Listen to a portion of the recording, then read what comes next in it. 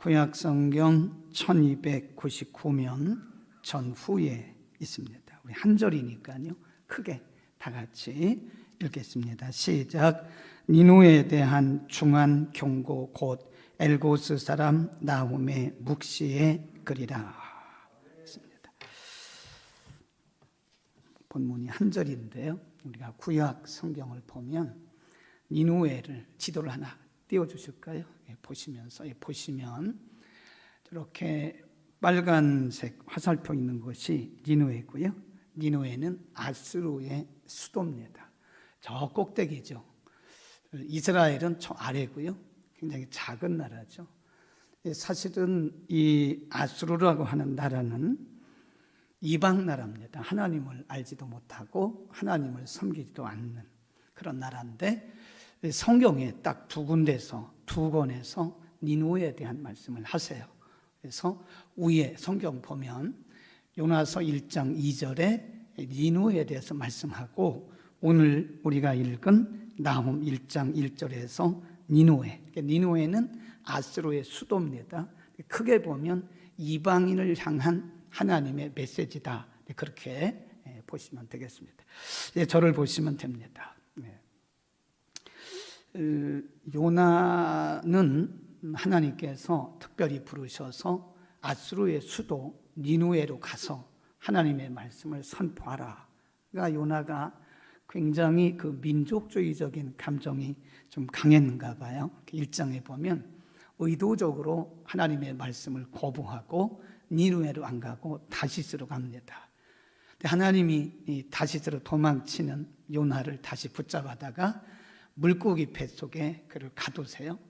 그 2장에 보면 물고기 뱃속에서 3일 동안 있으면서 요나가 하나님 앞에 회개 기도하고 3장에 보면 하나님이 그를 다시 부르세요. 그리고 다시 니누에로 가서 하나님의 명하신 대로 말씀을 선포했을 때 요나서 4장에 보면 니누에에 있는 사람들이 다 의외로 반응을 보였어요.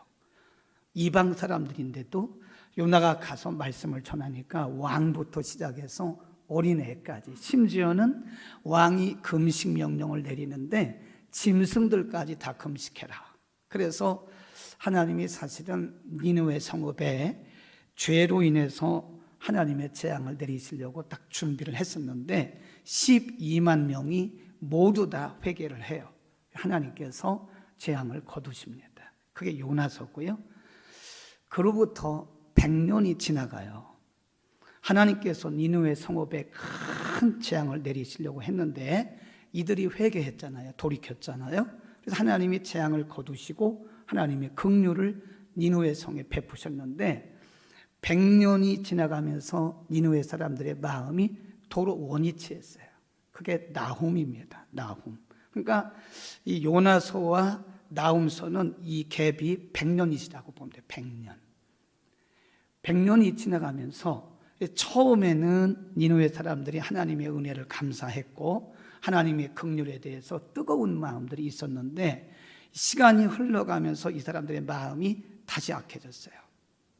하나님을 부인하고 말씀을 무시하고 멸시하고 그리고 우상을 숭배하고 그래서 이 나훔서 3장인데요. 나훔서에는 하나님의 진노입니다. 거기 보세요. 성경을 가져오셨으면 한번 보세요. 1장 2절에 보면 여호와는 투기하시며 보복하시는 하나님이시라. 여호와는 보복하시며 진노하시되 자기를 거스리는 자에게 보복하시며 자기를 대적하는 자에게 진노하신다. 결코 3절에 보면 하나님을 대적하는 죄를 결코 사하지 아니하신다 라고 말씀해요. 7절에 보면 한 절이 삽입이 되어 있습니다. 여호와는 선하시며 환난 날에 산성이시라. 그는 자기에게 의뢰하는 자들을 아신다 그랬어요.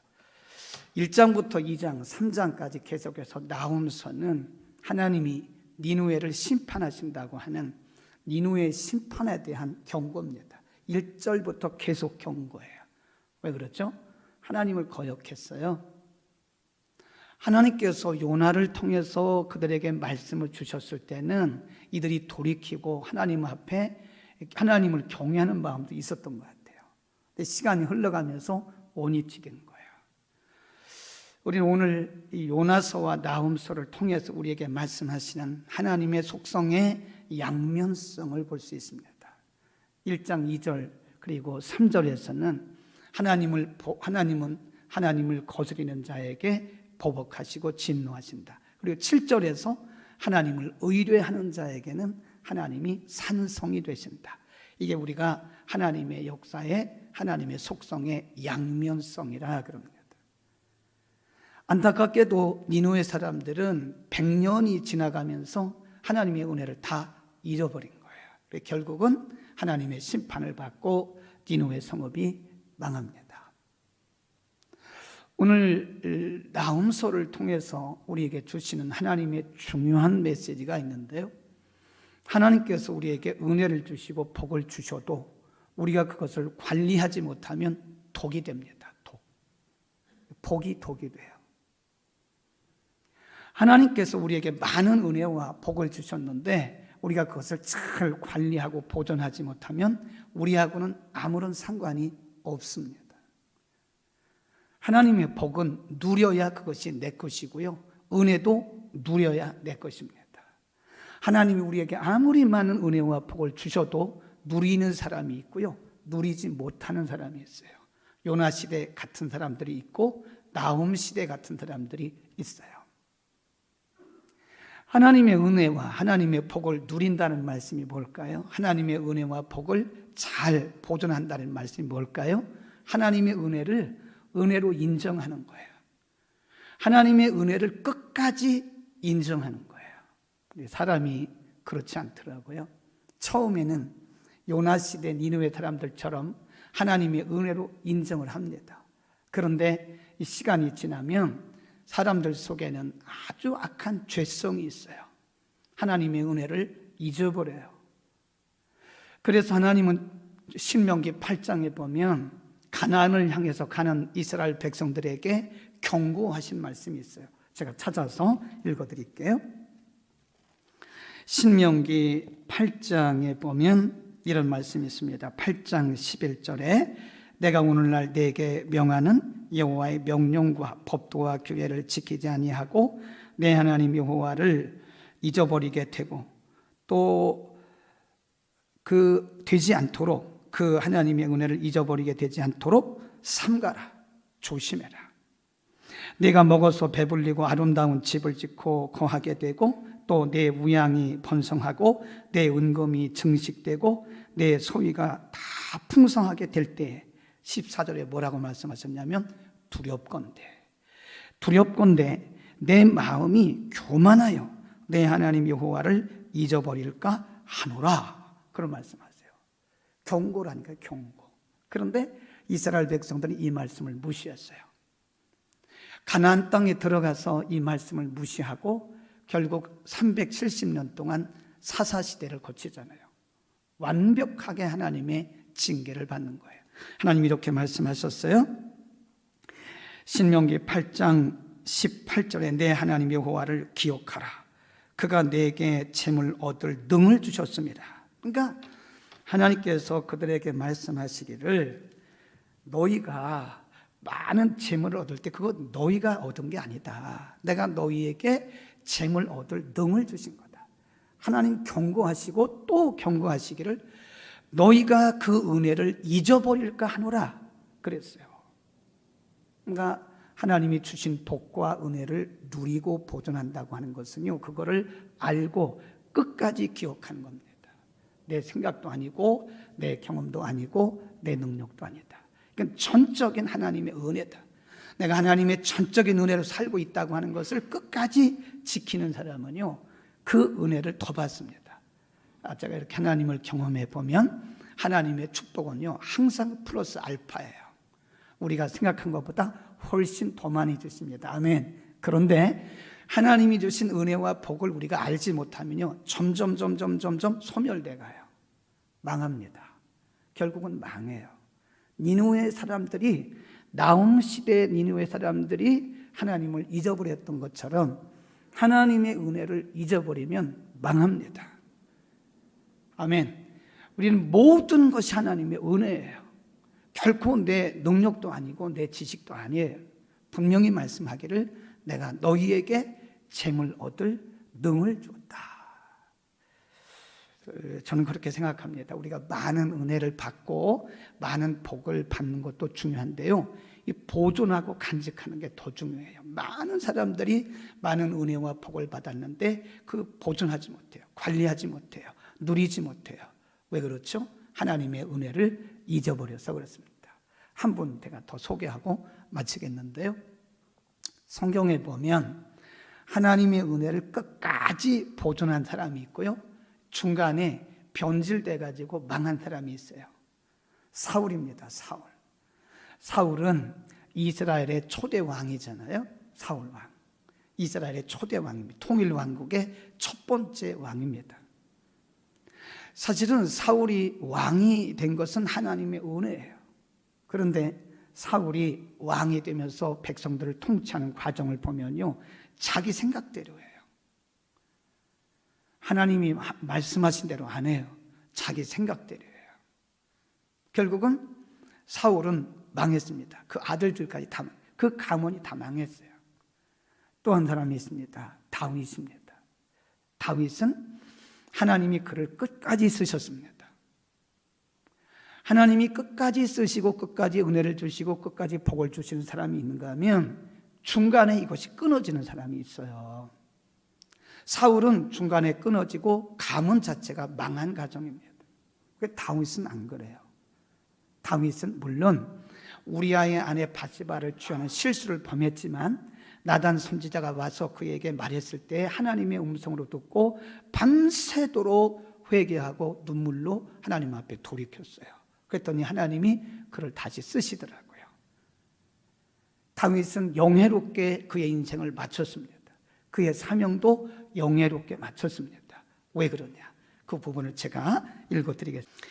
역대상입니다. 역대상 29장 10절에 보면, 역대상 29장은요, 다윗이 말년에 그 아들 솔로몬에게 정권 승계하기 전에 한 마지막 말씀입니다. 10절에 보면 다윗이 온 회중 앞에서 여호와를 송축하여 가로되 우리 조상 이스라엘의 하나님 여호와여, 주는 영원히 송축을 받으시옵소서. 11절 여호와여, 광대하심과 권능이 영광과 이김과 위엄이 다 주께 속하였사오니 천지에 있는 것이 다 주의 것입니다. 다윗은 성전 건축을 위해서 자기 사비까지 다 털었어요. 그리고 성전 건축을 위해서 지금 준비했습니다. 그리고 말하기를 이거 제 거 아닙니다. 다 주님의 것입니다. 주님의 것 그냥 드렸을 뿐입니다. 이렇게 말하는 거예요. 또 보세요. 12절 역대상 29장 12절에 보면 부와 귀가 주께로 말미암고 또 주는 만유의 주제가 되사 손에 권세와 능력이 있사오니 모든 자를 크게 하심과 강하게 하심이 바로 주의 손에 있나이다. 14절에 보면요, 더 멋있는 말씀이 나와요. 나와 내 백성이 무엇이간데 이처럼 즐거운 마음으로 드릴 힘이 있었나이까. 모든 것이 주께로부터 말미암아 싸우니 우리가 주의 손에서 받은 것을 주께 드렸을 뿐입니다. 자기 자랑이 하나도 없어요. 내 능력이라고 하는 것도 하나도 없어요. 주님이, 하나님께서 주인이신데 하나님께서 주신 것을 그냥 돌려드린 것뿐입니다. 내가 왕이 된 것도 하나님의 은혜고 지금까지 백성들을 다스린 것도 하나님의 은혜입니다. 하나님, 저와 제 가정이 무엇이긴데 얼마나 멋있습니까? 얼마나 멋있는 고백이에요. 하나님, 저와 제 가정이 무엇이간데 하나님 저와 저 가정을 써주십니까? 얼마나 멋있어요. 하나님은 이런 분들을 오래 쓰시더라고요. 우리가 쓰임받아도요, 중간에 이렇게 하나님께서 내려놓으시는 사람들도 있더라니까요. 진짜 있어요. 축복도 하나님 거두시고요. 인생의 생사화복이 하나님의 손에 있어요. 받을 만한 사람에게 하나님 주시는 거예요. 주셨다가도 거두십니다. 생명도 거두시는데요, 은혜도 거두시고 복도 거두세요. 근데 어떤 분들은 끝까지 쓰임받는 분들이 있어요. 멋있게. 저는 항상 그 얘기를 우리 성도들에게도 하는데, 우리 랜딩을 잘합니다. 랜딩. 비행기를 타보면요, 사고가 언제 가장 많이 나냐면 테이크업 할 때, 이륙할 때 하고 랜딩 할 때 사고가 제일 많이 나요. 우리 인생에서도 랜딩 할 때 사고가 제일 많이 납니다. 인생 마무리를 잘해야 돼요. 저도 이제 얼마 안 남았는데 랜딩 준비하고 있어요. 굉장히 조심합니다. 끝까지 목표 랜딩을 잘하려고 이 소프트 랜딩 한다잖아요. 연착륙. 우리는 끝까지 잘할 수 있기를 바랍니다. 모두가 다 하나님의 은혜예요. 네. 우리 가운데 나홈 시대 같은 그런 니느웨 사람들이 없기를 바랍니다. 하나님 은혜 주시고 하나님 복 주셨는데 원위치 가서 하나님의 은혜 잊어버리고 하나님 말씀 무시하고 그렇게 살다가 하나님 앞에 이렇게 큰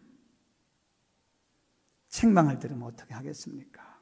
다윗처럼 하나님, 저와 저 가정이 무엇이길래 하나님 써주시고 하나님 은혜 주시고 모든 게 다 하나님의 은혜입니다. 이런 겸손하게 끝까지 하나님 잘 섬길 수 있기를 축원합니다.